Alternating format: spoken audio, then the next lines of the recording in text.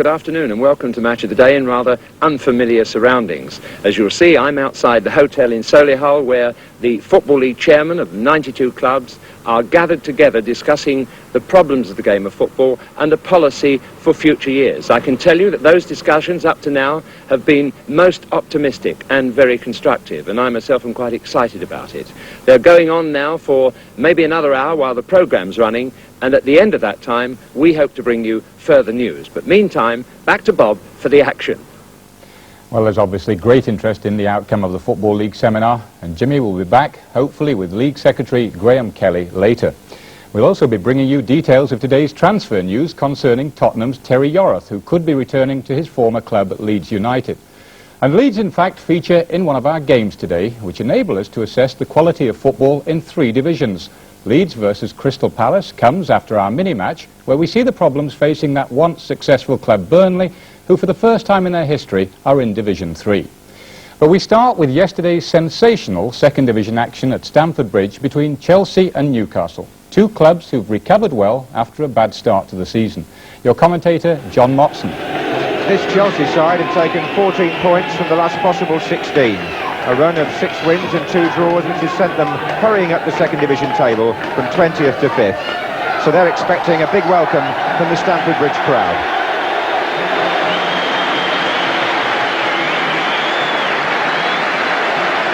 There's only one change from the team which won at Orient in midweek, and that's at number 5, where Mickey Droy returns for the injured Colin Pates. At number 7, Phil Driver, a recent buy from Wimbledon, starts a home match for the first time. Newcastle have 3 very new names in their side. At number 3, 18-year-old Chris Wyth, playing his second match today for the first team. He's the youngest brother of Peter Wyth.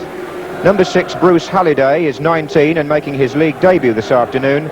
And number 9, Chris Waddle, a second cousin of Swansea's Alan Waddle, was working in a sausage factory before he signed for Newcastle, but he's done well in the reserves and made his league debut on Wednesday against Shrewsbury.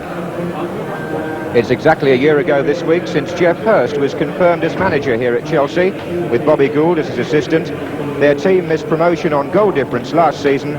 Can they go one better this time, he's wondering. Referee Eric Reid of Bristol gets Chelsea going from right to left in the blue strip. Newcastle in the stripes with white shorts. John Bumstead for Chelsea to Mickey Droy. Number 3 is Dennis Roth. Mike Fillery, number 8. That was Halliday getting his first touch in league football for Newcastle. He's wearing number 6 for them. Clive Walker, the Chelsea captain recently.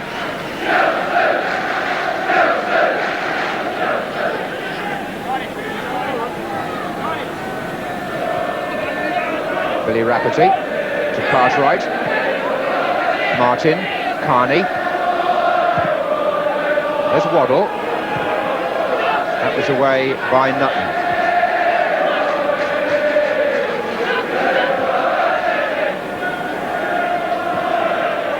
There's Mick Martin again. Over to Chris Wyth, another of the newcomers. Bobby Shinton flicking it on to Rafferty. Turned back by Gary Chivers, who's wearing number 6, but you'll find him more in the right-back position because Graham Wilkins is out for some weeks with a dislocated shoulder.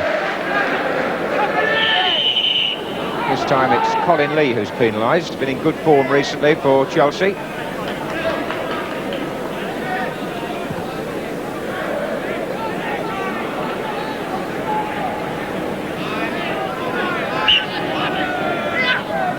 Bone to take the kick for Newcastle. Droy heading it back to the opposite number 5. Oh, and here's a chance that Shinton goes in and Barotta makes a fine save. Chelsea's defence caught out as they came out, and Bobby Shinton had a clear shooting chance. He's normally very accurate in front of goal. He was on target, but Barotta reacting well. Shinton again with the turn and shots. Returned by Halliday. Oh, and Barotta only half made that. Colin Lee completes the clearance. Still Newcastle on the ball though with Wharton. Looking for Waddle. And the goalkeeper for the moment very busy indeed. That was a very good reflex save from the Yugoslav keeper, who's so popular here at Stamford Bridge.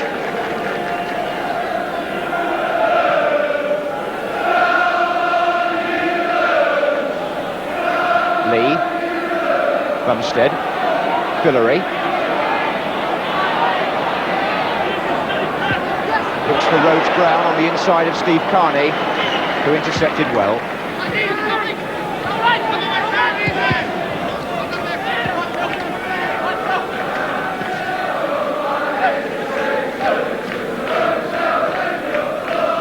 Guillory.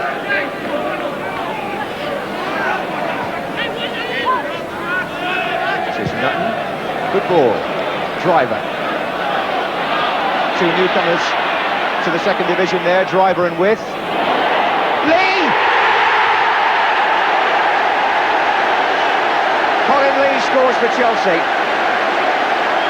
And that celebrates an anniversary for him, because it's 3 years ago to the day since Colin Lee scored 4 goals in his first game for Spurs in that 9-0 win over Bristol Rovers.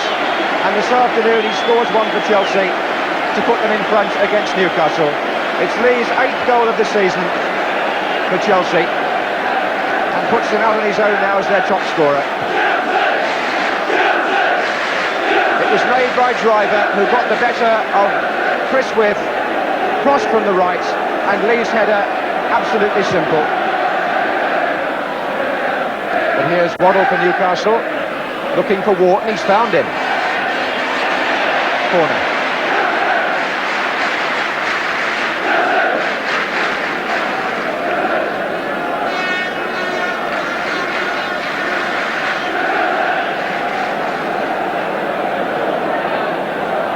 Oh, flicked right across, and Bone couldn't get his shot in, and Shinton tried as well. And Colin Lee there was back in defence. And here's Clive Walker.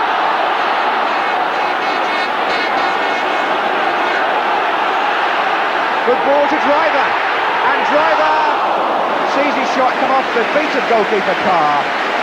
And this outside right from Wimbledon, making himself a very effective player indeed in the Chelsea attack in his first full home match. He made the goal, and he nearly had one himself there. Mickey Troy was in first there, but didn't make contact. Here's Driver again.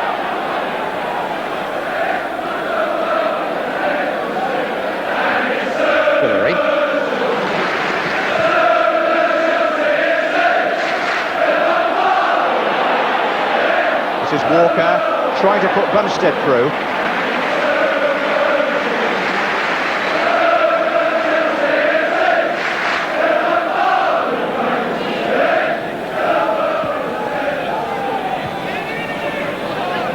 It's Chris With inside to Kenny Wharton.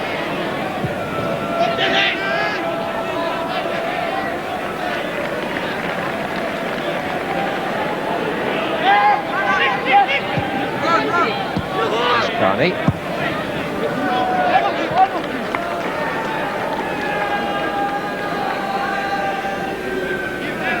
The teams were 5th and 7th respectively in the second division table before today, so rather like last season when they played here in 1st and 2nd place, they find themselves meeting on a day when points could play an important part in the second division promotion race.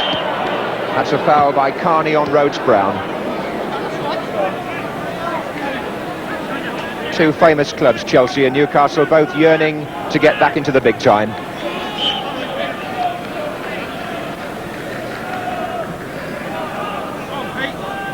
Dennis Rofe with the kick. Little shove there, but play goes on. Here's Bumstead, here's Driver. He's teasing With again, he's come inside, and a deflection offside. The important man there was the linesman. Colin Lee was stretching to get a touch on it, but he was offside. Halliday. Guillory did that really nicely, Mike Pillory, and got a lovely touch back from Rhodes-Brown. The two of them combining again there. Some refreshing football from Chelsea. So Rowe takes the throw and finds Lee. That's a foul again by Bowe. Those two are having quite a tussle. Stuart Bowe, number 5, and Colin Lee, the Chelsea number 9, who scored the only goal so far.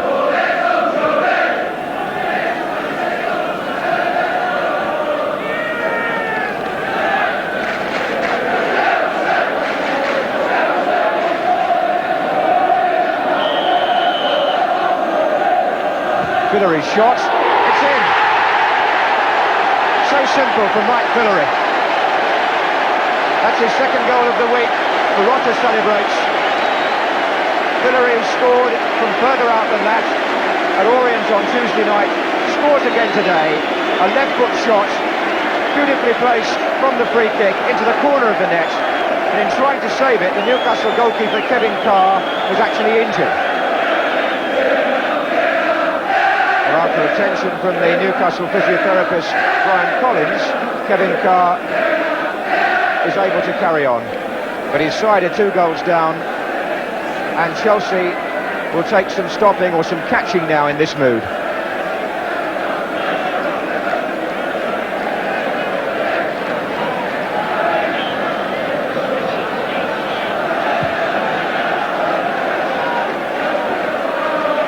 There's Wharton. Martin.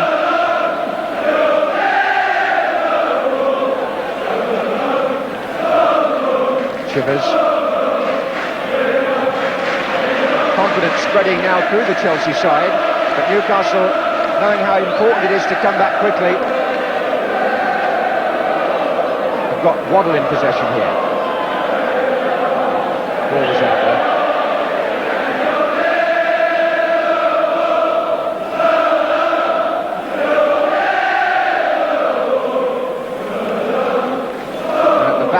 The picture there, Jeff Hurst, the Chelsea manager, will be well pleased with a 2-goal lead, I should imagine.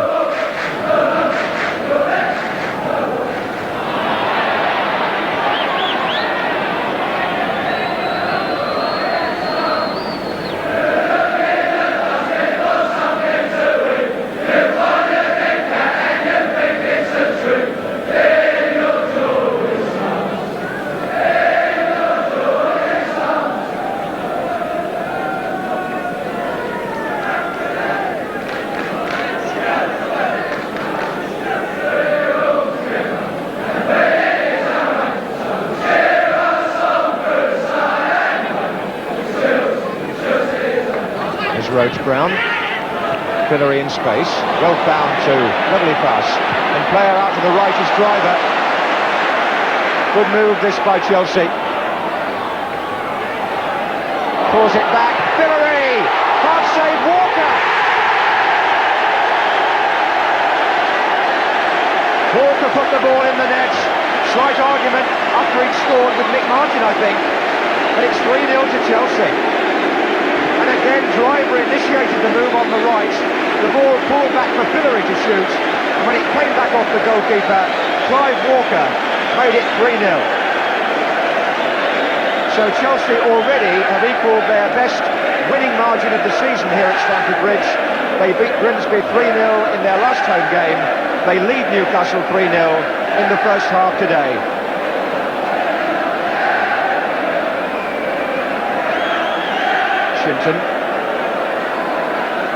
Martin, Bone, Parry, Rafferty, foul though by Rowe.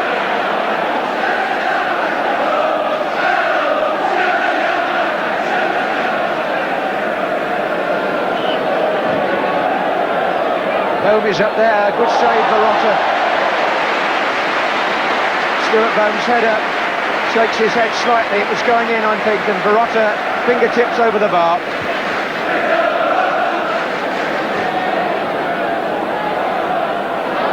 Here comes Mick Martin. Looking for Rafferty, that's Gary Chivers, linesman flags. Free kick to Chelsea.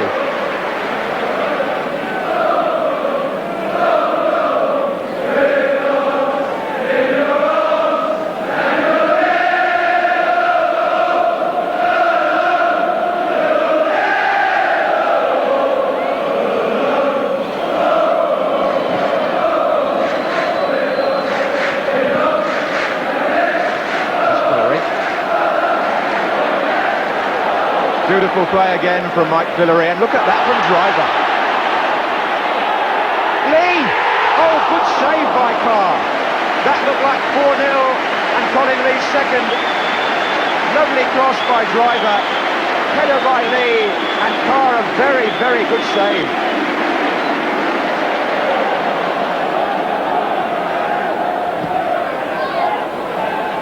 His Driver, away by Rapity, I think. Back in again by Chivers. Here's Troy. Gary Chivers. And the goalkeeper is going to have to play centre-half for a moment.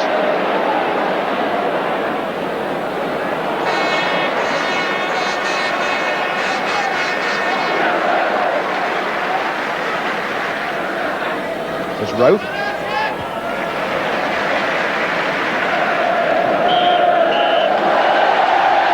Cheer at half-time from the Stamford Bridge crowd reflects a fine 45 minutes by Chelsea. Colin Lee with the first goal after 15 minutes. That's his 8th in 9 games. The second by Mike Villeray from the free kick after 34 minutes. And the third by Clive Walker, just going in front of the Newcastle players 2 minutes before half-time. There could have been more, not only at that end but also at the other end. A very exciting half, and Chelsea 3 goals to the good. The Chelsea mascot these days is Stamford the Lion, providing the fans with some American-style entertainment here at Stamford Bridge. Newcastle, who start the second half 3 goals down, have never had very much luck here at Stamford Bridge. The last time they won here was way back in April 1954, when Ron Greenwood was playing centre-half for Chelsea. Here's McMartin, though. Walker, who scored Chelsea's third.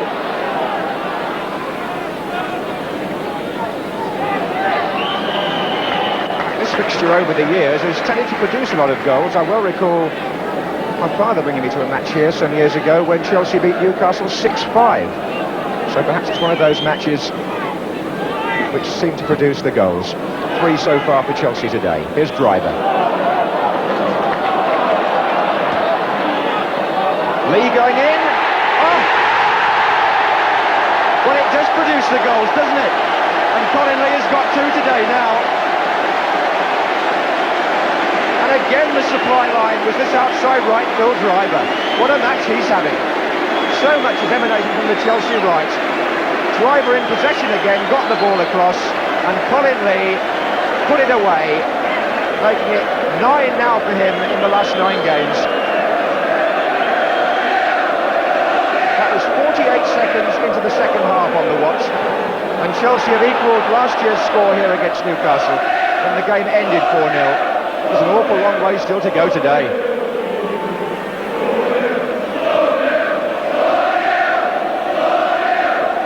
Villeray. Bumstead.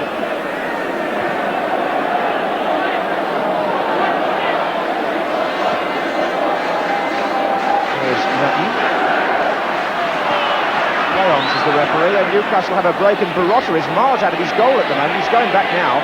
That's Wharton across to the far side where Rapity is backing up. And here's Waddle.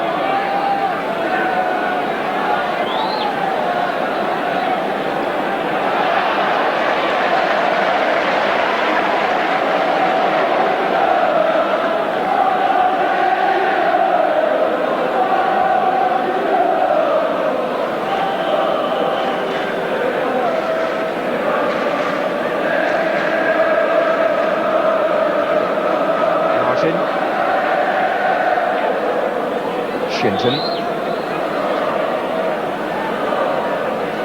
Not a very good pullback from Bobby Shinton. Newcastle haven't perhaps made quite the most of the good positions they've worked from time to time. Quite the reverse is true of Chelsea, who've capitalised on just about every opening. Here's Waddle.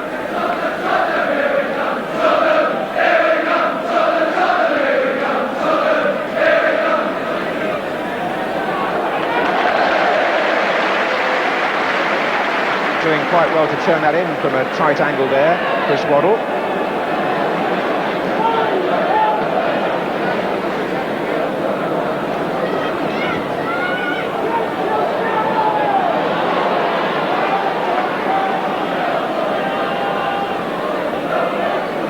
Here's Mick Martin. Waddle. Martin again. Wharton. Played in for Cartwright. Nutton's tackle. There's Fillery. Lee, this first time football of Chelsea's a joy to watch. There goes Walker. Oh, he's got a player free on this side if he can find him. Chivers! What a tremendous run from the back by Gary Chivers.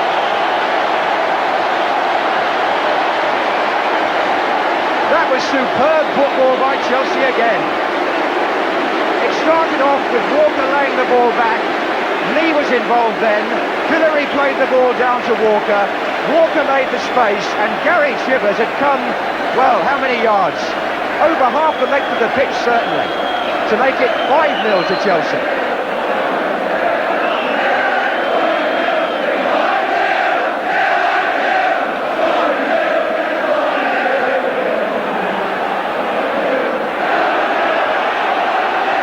Driver, it's all coming down the right.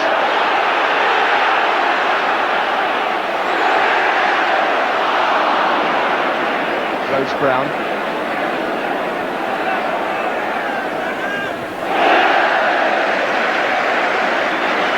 Corner now to Chelsea. And poor Kevin Carr must be wondering where the next assault is coming from. Newcastle's defence in front of him absolutely taken apart today. There's Lee, but a foul.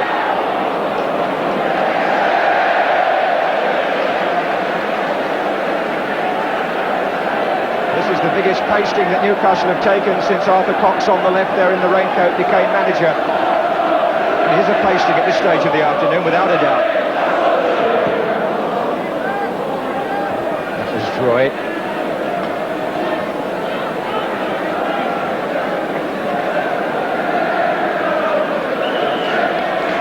Newcastle about to make a substitution. The man coming on is Frans Koenen, the Dutchman, left-sided midfield player, and the man coming off is young Chris Waddle, who's learned the hard way today what life can be like away from home in league football. Nutton to Driver. That's a foul by Wharton on Nutton. Wharton the offender, free kick to Chelsea.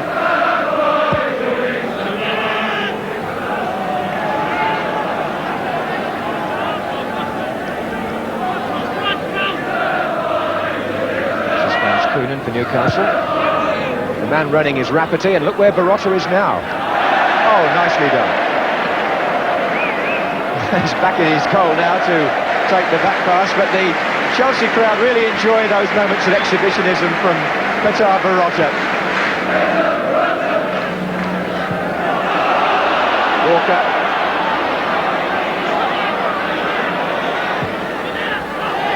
Oh, and Lee's in there, and not quite.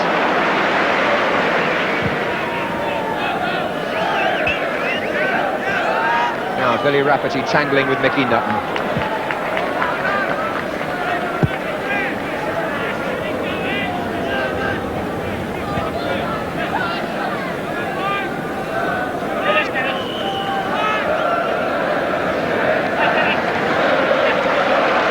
Actually needing some attention. I think he may have pulled a muscle at the back of the thigh.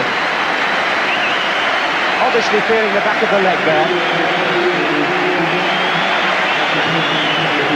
So loud applause for the Chelsea number 10 as he's replaced at this late stage in the game, Clive Walker, replaced by Ian Britton, himself a popular player here at Stamford Bridge.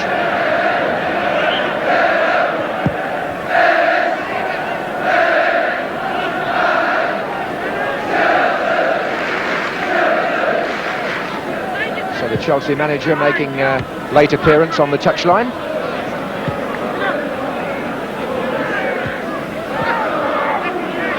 Mick Martin for Newcastle. Cartwright to Koenen. Shinton and Rafferty both calling in the centre, and the ball safely in the hands of Barotta from Koenen's cross.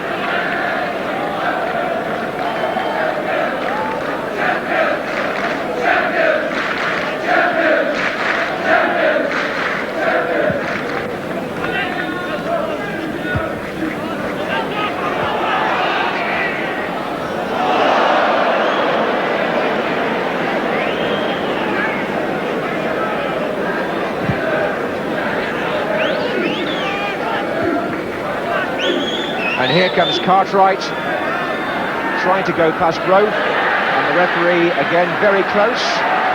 Now he's set a goal kick. And again, no strong protest from Newcastle about that. Grove intentionally there playing the ball. And with 5 minutes to go, Newcastle still finding themselves 5 goals down.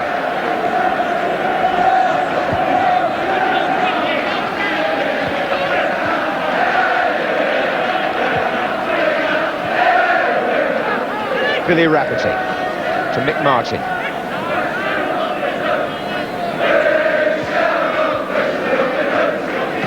Done for the 1-2. Here's Cartwright. Parry moving forward. And losing out. Rhodes Brown done an awful lot of good foraging on that left-hand side. Colin Lee is moving into the centre now. Here's Rhodes Brown taking on Cartwright. Lee! Oh, what a fine goal! And his hat-trick on the anniversary of those 4 goals for Spurs. He's got 3 for Chelsea. And he's made the score 6-0.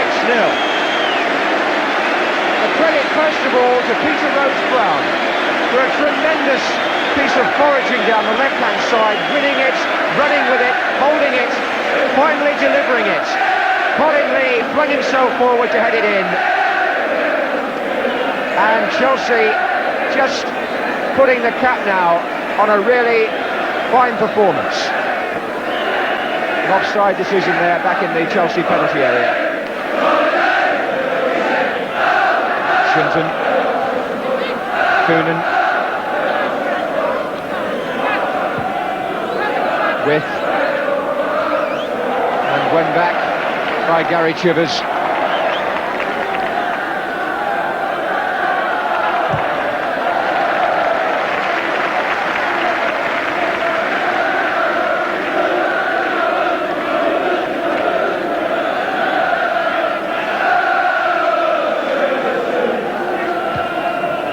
That's a foul by Billy Rafferty.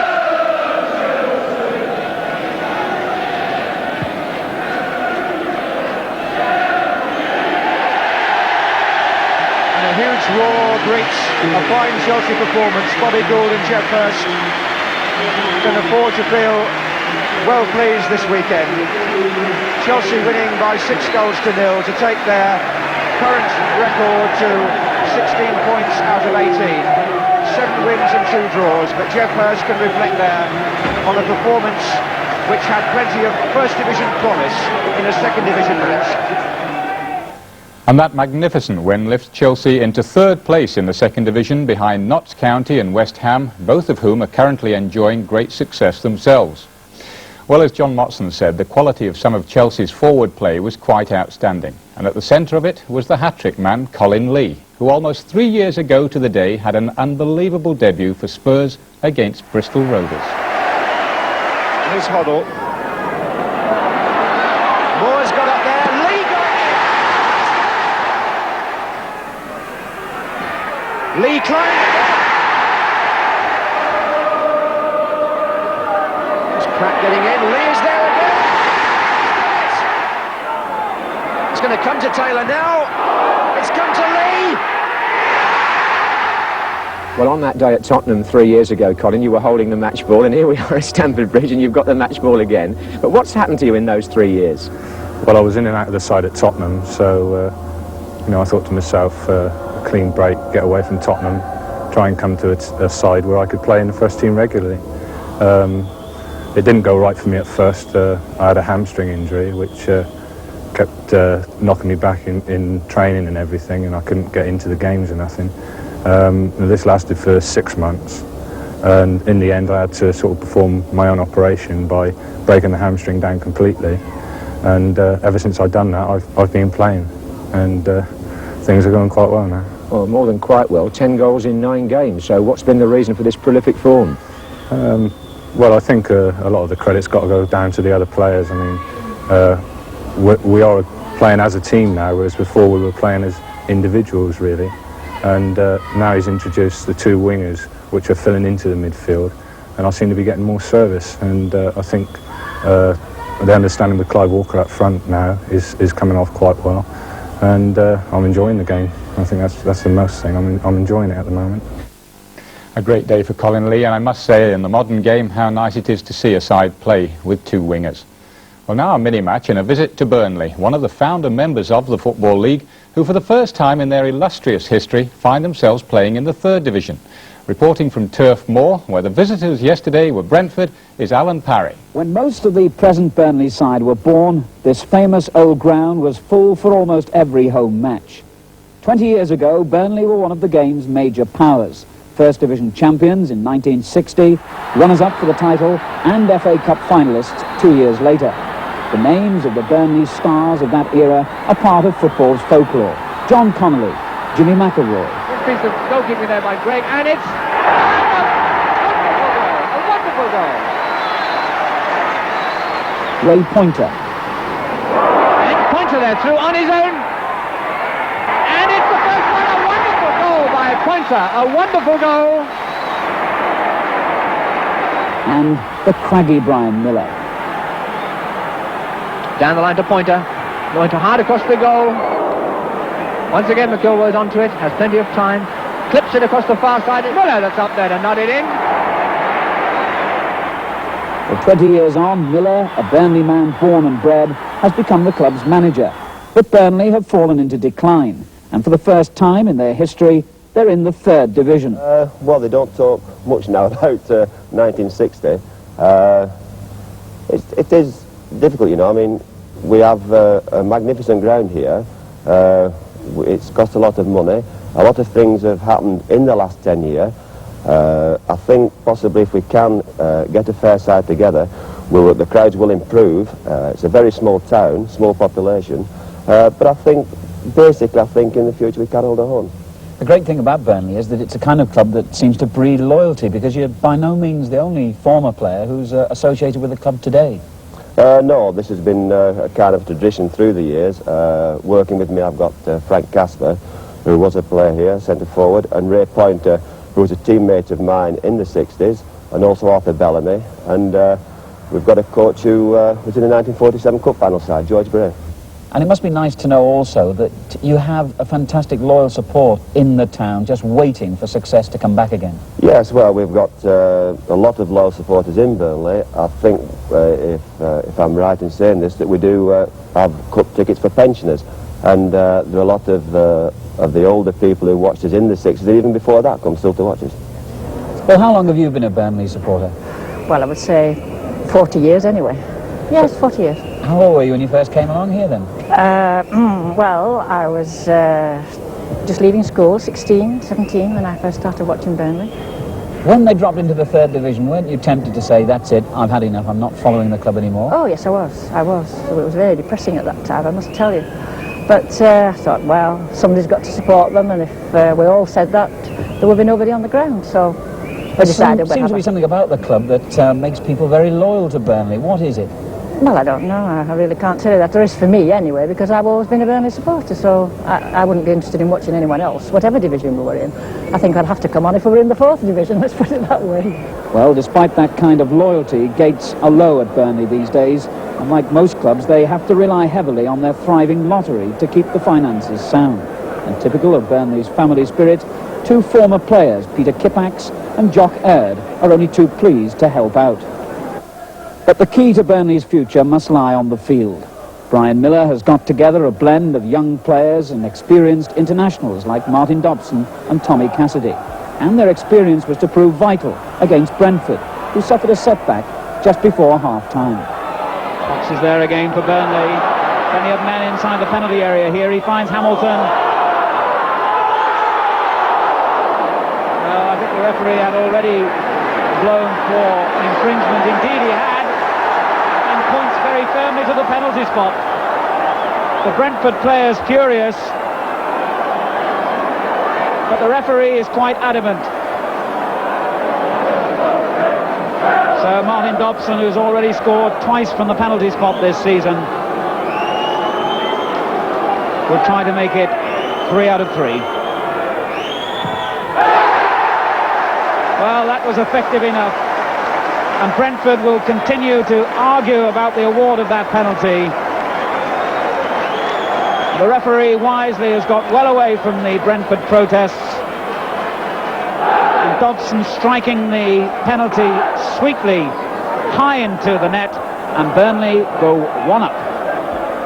The crowd of just over 7,000 saw relentless pressure by Brentford in the second half as they sought an equalising goal. Good header away by Cassidy.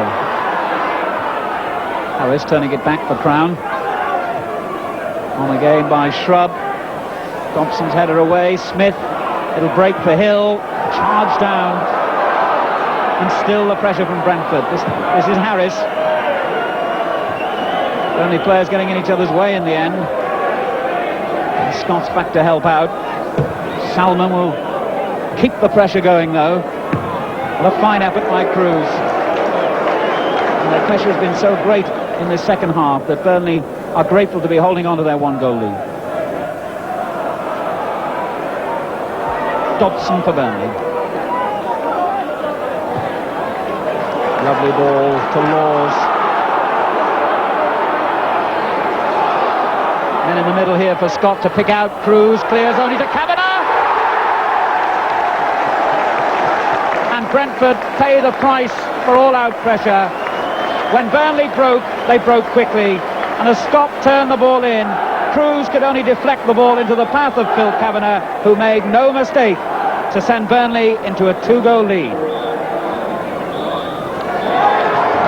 So 2 home points for Burnley, who maintain their unbeaten record at home in the league, and a win which will place them among the leaders in the 3rd division. And Bob Lord, who's seen the great days and the rather sadder ones here at Turf Moor, will I'm sure be pleased that Brian Miller, manager appointed just over a year ago, has got the side back on the right lines and back amongst the promotion candidates.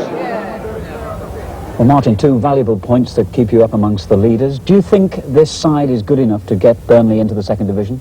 I feel so. The teams we've played up to now, we've played about 14 or 15 games, and there's only been possibly Chesterfield who's been better than ourselves on the day, and we won that game. So I think on the basis of that, I think we'll get enough points to get out of the 3rd division and then replace it from there.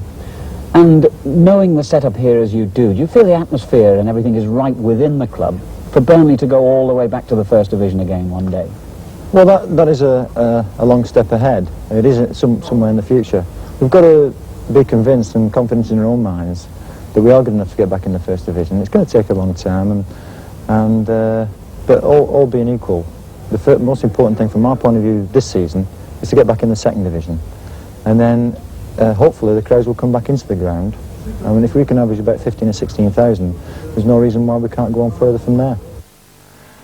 Well, as a result of that win yesterday, Burnley moved up 2 places, and they're now level on points with Rotherham, Plymouth and Charlton, and just 2 points behind Chesterfield, who surprisingly lost at home to Walsall. Still to come, goal of the month, the day's transfer news, and a visit to the crucial meeting of league chairmen at Solihull. But now it's time for 1st division action, and yesterday's game at Elland Road between Leeds United and Crystal Palace, 2 struggling clubs who've had changes in management already this season, but who are beginning to show signs of improvement. Your commentator, Barry Davies. Paul Madeley, who's been out for 8 matches, brings his considerable experience back to the Leeds side. As a result, Eddie Gray can move back to his more familiar place in midfield, but the manager Alan Clark has nothing but praise for his performances at left back. Arthur Graham has also been past fit, and it's quite clear that Alex Sabella, the Argentine, is to be made to fight for his 1st team place.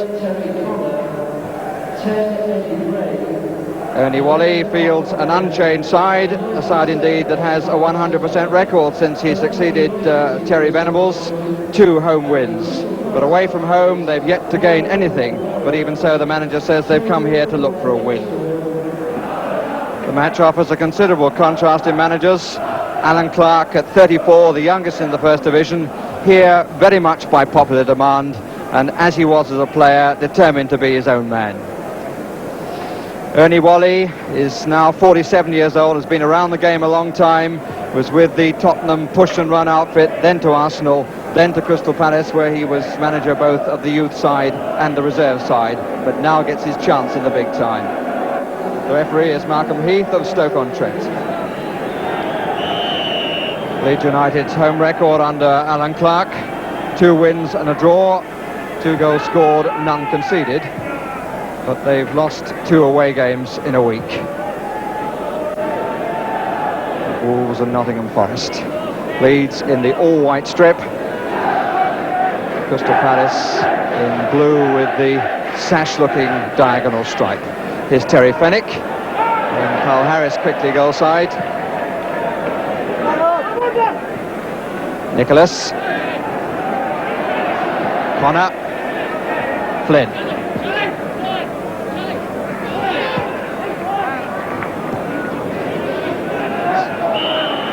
Mike Flanagan being fouled by Graham. Flanagan, who's now playing left side of midfield, and from that position scored a hat-trick against Southampton in the week.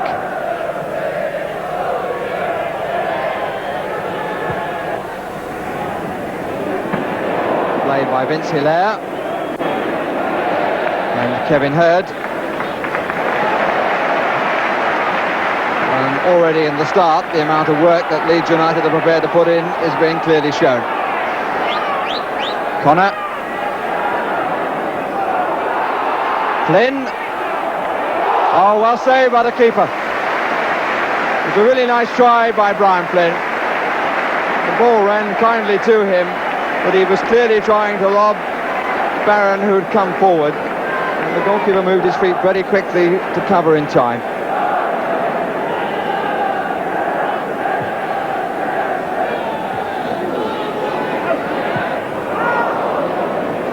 It's Walsh who got it away. Here's Hurd, who started that Leeds move from one end to the other. It's Flynn who was on the finish of it.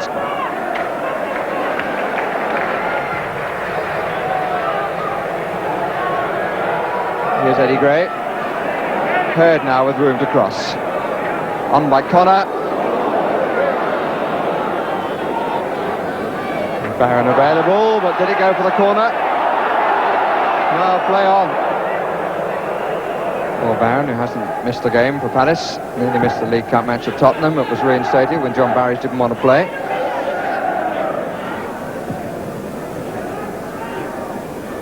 Allen got up high enough, but much too early. Cherry, instantly played wide. Here's Graham.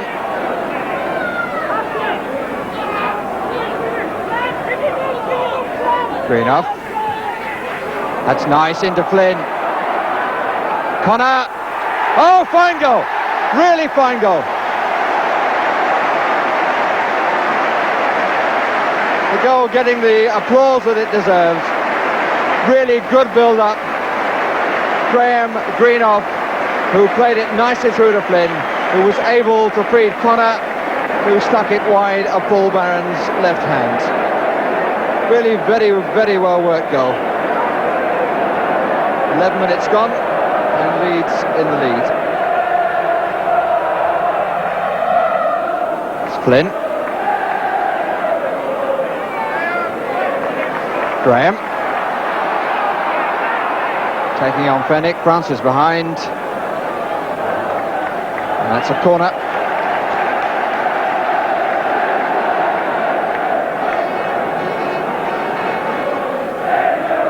Paul Hart is up. And Greenough off the line by Hinshelwood. It was Greenoff's header, and Paul Hinshelwood cleared it off the line with some difficulty. Harris with the corner, it's a variation, comes to Flynn, touched in by Connor, who surely is offside. Surely is offside. Well, it certainly looked as though Connor was offside, and although the linesman kept his flag down, in the end the referee has given a free kick for offside.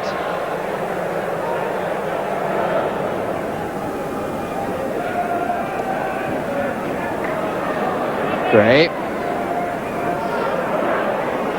Dangerous by Hurd. Maidley. Flynn. Graham, Greenoff the player making the run outside him. these two that started the goal that Connor scored. And 3 in the middle for Connor now, and it's gone in from Carl Harris. No!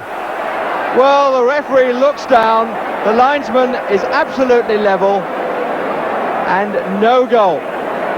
So Connor was there. Carl Harris, it seemed to be the ball across the line, but the linesman absolutely level said that it hadn't. They all dived in after it.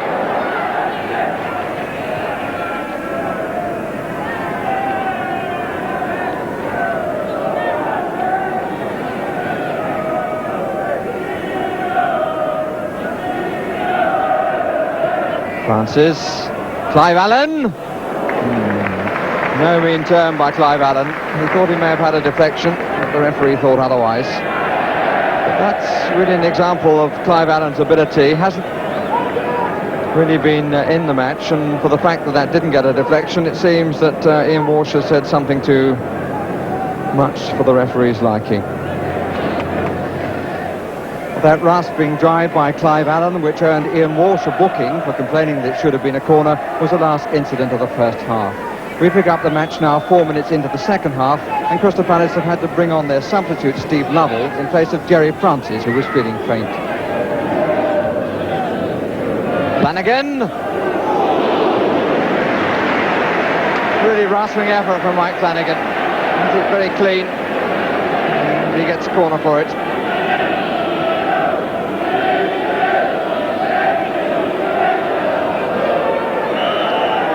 Palace's first corner is Hinshelwood. And Lukic forced into activity. Flanagan. And Bennett again making a point about handball. And here's Connor. No one's going to run faster than the referee. Here's Connor. That's nice. 2 square. And Billy Gilbert cut out the cross ball. The referee really had to sprint from one area to the other and did well.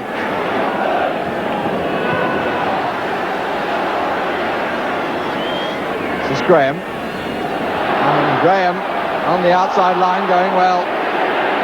And a yellow card has been given against Gilbert.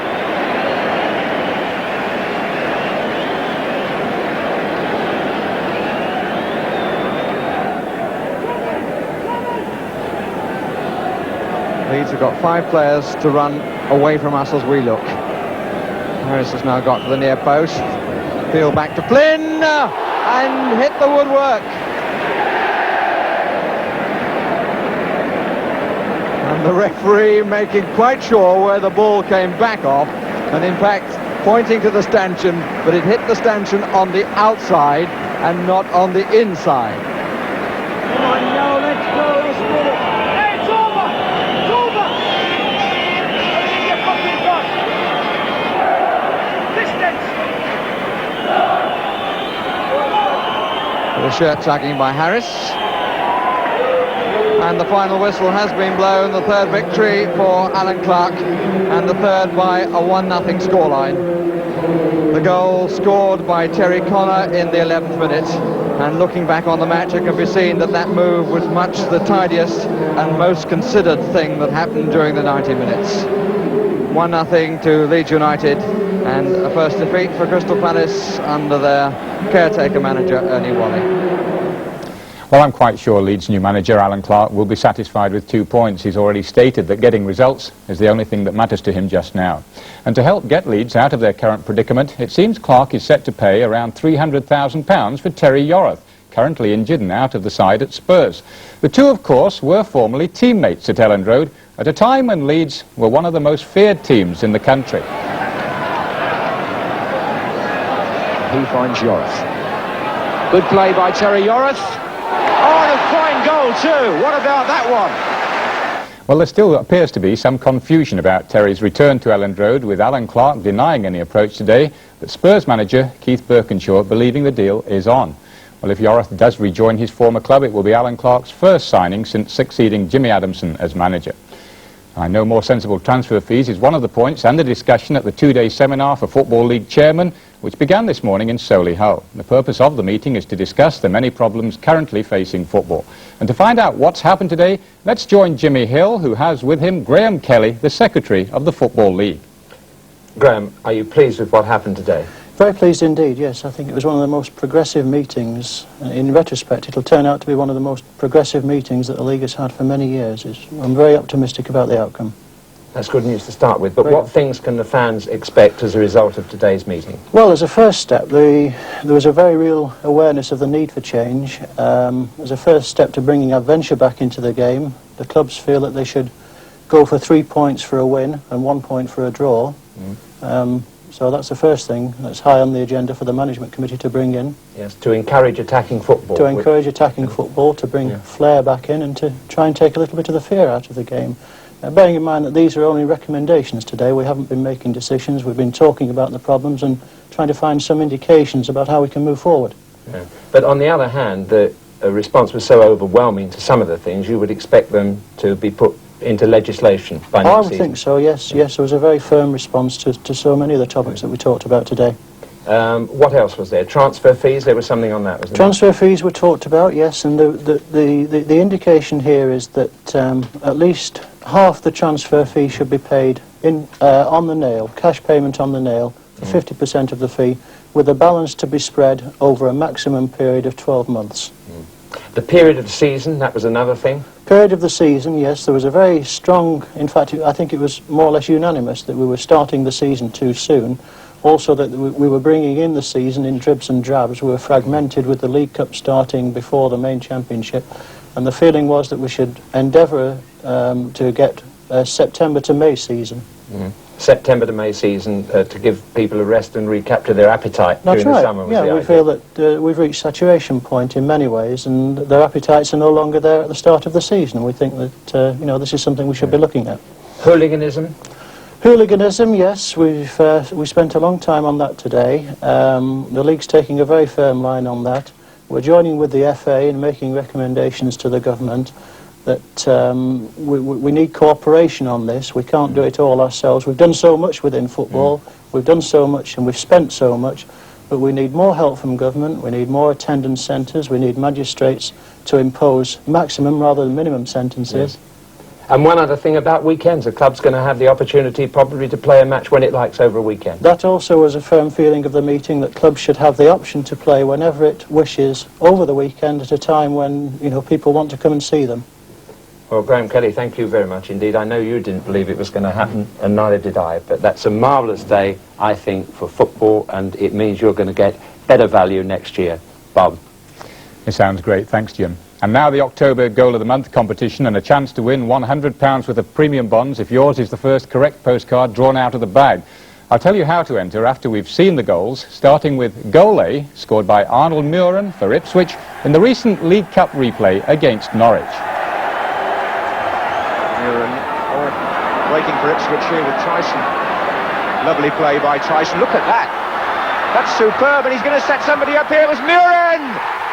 And the two Dutchmen have provided a tremendous moment here.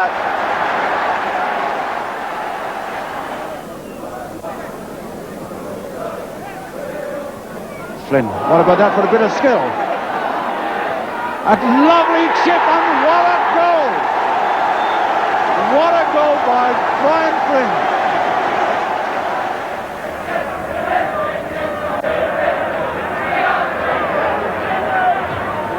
It's a good ball for Cassidy. To Nicol, Jimmy Nicol. Shot. It's in!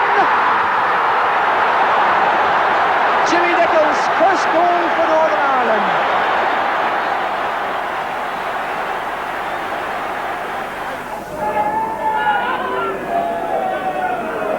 Listen there again with another chance. Good footwork from him. And a shot.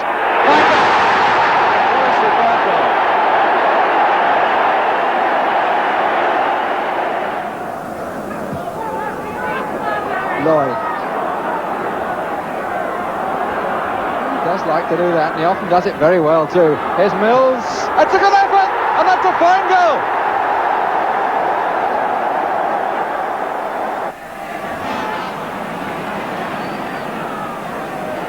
Dalglish. Oh, nicely played by Johnson to Terry McDermott, and a little chip from McDermott, and what a lovely goal.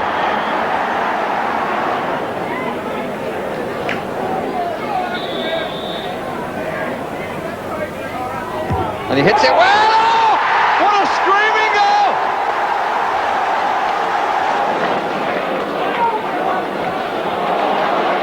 Wharton played in for Cartwright. Nutton's tackle. It's Fillery. Lee, this first time football of Chelsea's a joy to watch. There goes Walker. Oh, he's got a player free on this side if he can find him. Chivers! What a tremendous run from the back by Gary Chivers. Colin Lee is moving into the centre now. Here's Rhodes Brown taking on Cartwright. Lee! Oh, what a fine goal! Now a check on those goals. Goal A, Arnold Muren. Goal B, Brian Flynn. Goal C, Jimmy Nicholl. Goal D, Vince Hilaire. Goal E, Gary Mills. Goal F, Terry McDermott. Goal G, Kevin Beattie. Goal H, Gary Chivers. Goal I, Colin Lee. You send your entry on postcards only, please, with your name and address on the left-hand side and your selections in 1, 2, 3 order on the right-hand side. Address the postcard to Goal of the Month, BBC Television, London, W12 8QT. Well, I must say, some standard of goals for you to choose from there. And a reminder that there's more football on BBC One on Wednesday in Sports Night, which begins at 10:05. Well, on this very important weekend for the game of football, we end with a goal which for me produced everything. Teamwork, individual skill and a clinical finish. Goodbye for now. Wharton played in for Cartwright. Nutton's tackle. It's Fillery. Lee, this first time football of Chelsea's a joy to watch. There goes Walker. Oh, he's got a player free on this side if he can find him. Chivers!